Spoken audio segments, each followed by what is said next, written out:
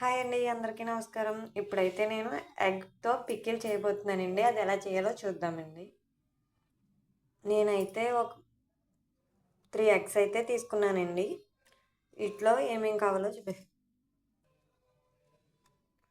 కొంచెం పసుపు, కొంచెం కారం, అలాగే తగినంత ఉప్పు వేసుకొని వీటిలో కొంచెం వాటర్ వేసుకుందామండి.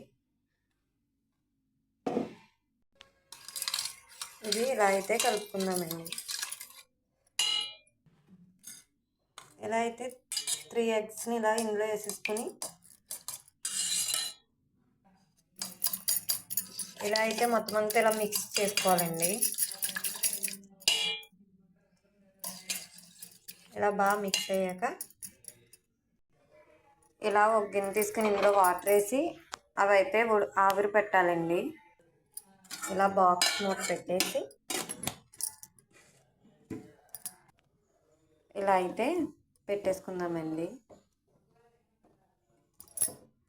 ఇలా పెట్టేసుకుని ఇలా మూత పెట్టుకుని ఉడకనిద్దామండి దీన్ని.